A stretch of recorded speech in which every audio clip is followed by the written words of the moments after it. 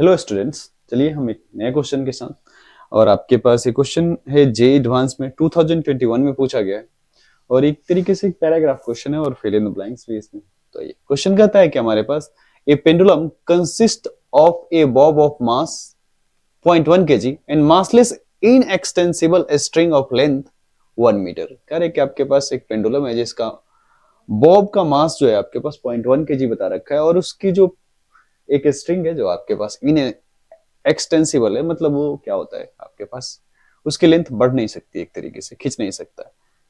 It is suspended from a fixed point at height h 0.9 metre. कह रहे हैं कि आपके पास उसको क्या है 0.9 मीटर के एक पॉइंट से क्या है आपके पास क्या कर रहा है, it is suspended from a point fixed at a height h is equal to 0.9 metre above a frictionless horizontal surface। मतलब फ्लोर है आपके पास, एक हॉरिजॉन्टल फ्लोर है फ्रिक्शनलेस, वहां से क्या किया गया, इसको हैंग किया गया। अगर फिगर से हम देखें आपके पास कहां से हैंग किया गया, फ्लोर से नहीं हैंग किया गया, एक फिक्स पॉइंट से हमने क्या किया है, इसको हैंग किया। ये फिक्स पॉइंट हो गया ये आपके पास।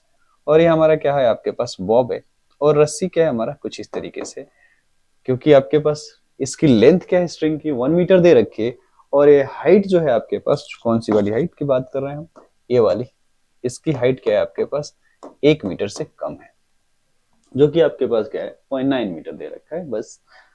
ठीक है, कुछ इस टाइप से रखा गया है। Initially Bob of the pendulum is lying on the floor at rest. कहने का सेंस आपके पास क्या है, इस फ्लोर पे रखा हुआ है आपके पास और रेस्ट में भी है। Vertically below the point of suspension, मतलब आपके पास ये पॉइंट ऑफ सस्पेंशन हो गया, इसका ओ नाम दीजिए। और इसके जस्ट नीचे हमने क्या है इस बॉब को रख दिया है। ठीक है,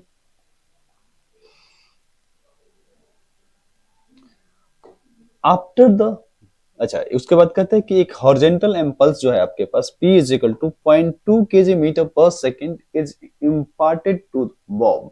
मतलब है क्या है आपके पास ये बॉब जो है ना, इसको हम क्या करते हैं एक इम्पल्स देते हैं कुछ इस तरीके से।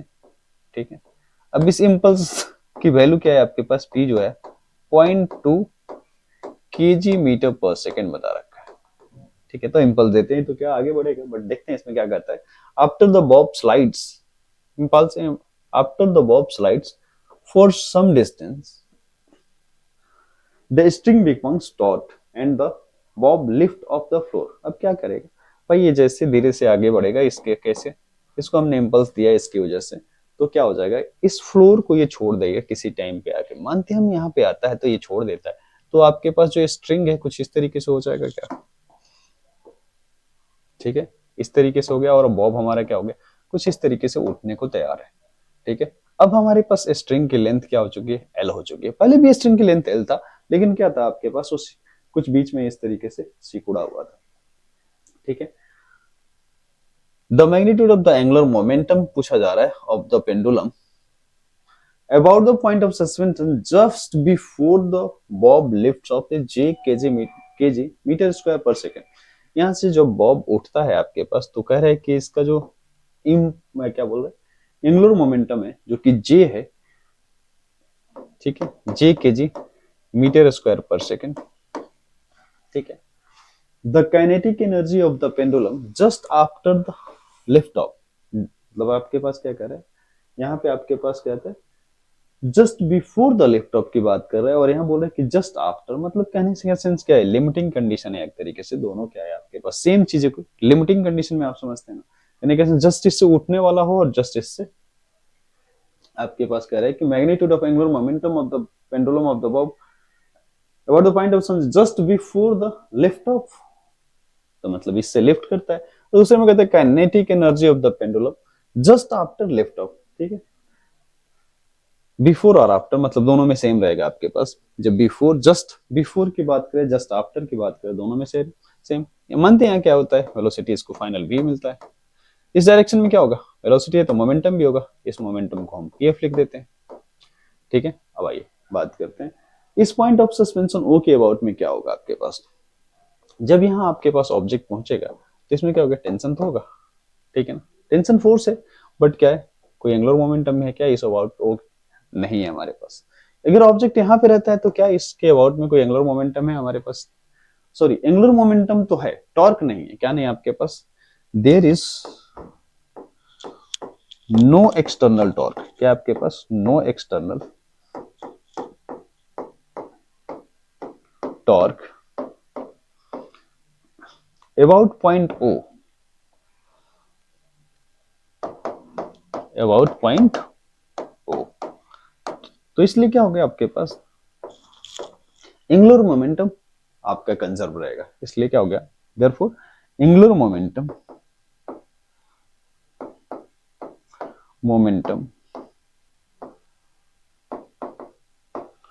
about O will be conserved।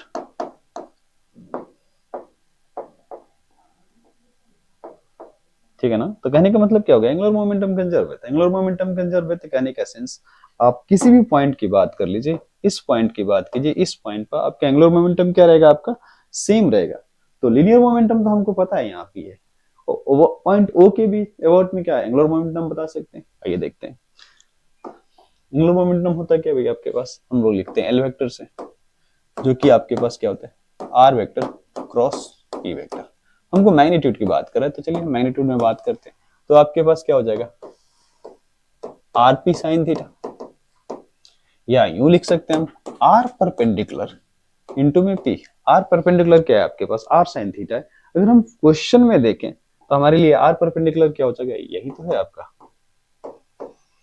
H, और इसी एच की वैल्यू क्या दे रखी है हमारे पास 0.9, और पी हमारे पास क्या है 0.2। तो बस, तो हमारे पास क्या हो गया 0.9 इंटू में 0.2, मतलब ये आ जाएगा आपके पास 0.18 kg metre square per second.